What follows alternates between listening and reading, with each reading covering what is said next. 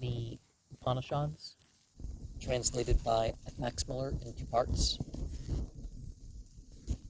Aitareya Aranyaka, second Aranyaka, third Adyaya, seventh Kanda. This, Nishkavaya Sastra, becomes perfect as 1,000 of Virhatis. It is glory. The glorious Brahman, not the absolute Brahman. It is Indra. Indra is the lord of all beings. He who thus knows Indra as the lord of all beings departs from this world by loosening the bonds of life. So said Mahadasa Aitareya. Having departed, he becomes Indra, or Aranyaka, and shines in those worlds. And with regard to this, they say, if a man obtains the other world in this form, by meditating on the prana breath, which is the Uktha of the Mahabharata, then in what form does he obtain this world? Here the blood of the woman is a form of Agni, fire. Therefore, no one should despise it. And the seed of the man is a form of Aditya, sun. Therefore, no one should despise it. This self, the woman, gives herself, skin, blood, and flesh, to that self, fat, bone, and marrow. And that self, man, gives himself, fat, bone, and marrow, to this self, skin, blood, and flesh. These two grow together in this form, belonging to the woman and to the fire.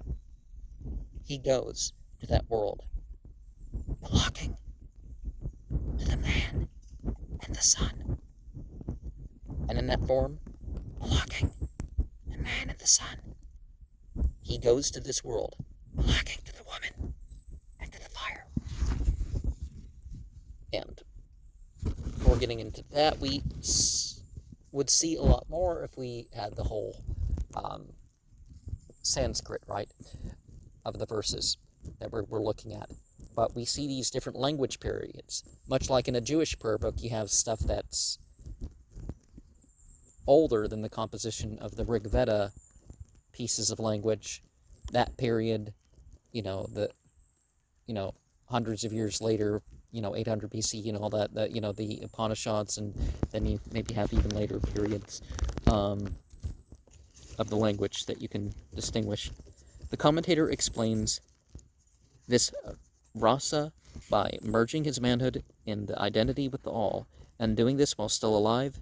Visceras is the gradual loosening of the body, the decay of old age, but here it has the meaning of vairagya rather than the shaking off of all that ties the self to this body or this life.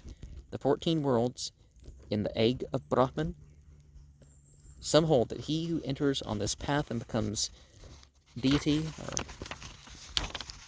a purely spiritual entity, I guess, arrives at the final liberation. Others, however, show that this identification with the Uktha, and through it with the prana, breath, and Hiranyagarbha, is provisional only, and intended to prepare the mind of the worshipper for the reception of the highest knowledge of Brahman. The last line on page 246 should, I think, be the penultimate line of page 247. I don't know exactly what's meant by that, because I think that things are not quite structured. The body consists of 6 elements and is hence called Shatkaussika, of these having a white appearance, fat, bone, and marrow come from the sun and from man. 3 having a red appearance come from fire and from the woman. It is well, therefore, to shake off this body by meditating on the Uktha to obtain identity with Hiranyagarbha. And the last line, may protect me and protect the teacher, yea, the teacher. And I don't know what they mean. The next follows the Upanishad of the Samhita, is how that first verse goes there. So,